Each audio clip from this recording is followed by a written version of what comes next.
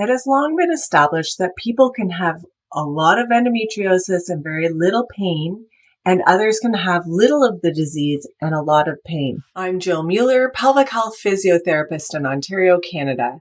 I have a passion for helping people with endometriosis, and you can check out my story in the video My Why that I'll link below. Medical and surgical therapies are not always effective, and pain frequently recurs, often without evidence of residual disease. So why do some people with endometriosis experience pain and others don't? Why does surgery and/or medications work for some and not others? And can we identify the right type of treatment for the right people? And this is what we're going to explore. Endometriosis-associated pain may arise due to local inflammation and irritation, but may persist as a function of peripheral, central, and cross-sensitization and psychosocial factors. Let's first start with looking at the local factors with endometriosis. Endometriotic tissue can be a source of inflammation, which has been shown to promote the formation of new blood vessels, new nerve fibers, and a local immune response. Their interaction with sensory nerves may be what induces the pain signal. The development of new fibers near the endometriotic tissue has been documented in all three types of endometriosis: ovarian or endometriomas, deep, and superficial endometriosis. The density of the nerve fibers appears to depend on the location of the endometriosis, especially in the space between the rectum and uterus, and is found to be higher in deep endometriosis. This could be a source of local inflammation, but we know the type of the disease doesn't correlate well with the amount of pain someone has. Chemicals that drive inflammation are increased in the peritoneal fluid in those with endometriosis, and this is the space between the wall of the abdomen and the organs inside. This is also suspected to be a potential activator of pain.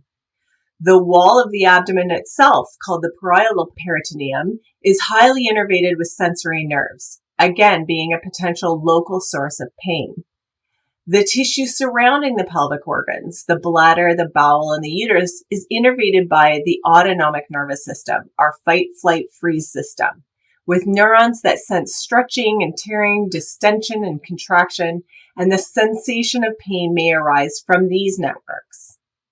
It is commonly suggested that the endometriosis cycles and bleeds in response to changes in estrogen and progesterone throughout the menstrual cycle. However, more recent data isn't finding that this is true.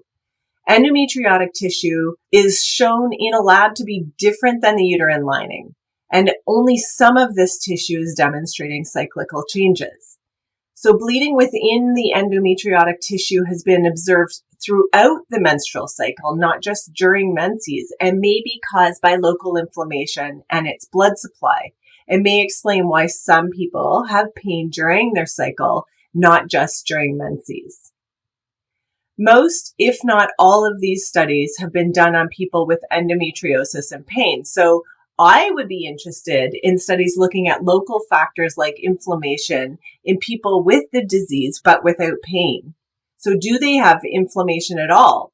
Or do they have a more efficient immune system that is taking care of the inflammation at that local level? Do they have a more resilient nervous system that can help manage the pain? And these are some of the things that we'll consider as we continue. Now, if local factors were the only ones contributing to pain, theoretically, we would see improvement with the use of anti-inflammatories, medications, and certainly surgery directed at removing the endometriotic tissue and source of inflammation itself. But this isn't what we're seeing, and people are continuing to have pain. Statistically, 20% are not responding post-surgically at all, and up to 50% continue to have pain within 5 years. And not all of those are found to have regrowth of the disease. So let's look at what else is going on when it comes to pain and how we might be able to predict who won't respond to current treatment methods for endometriosis and how better to direct care.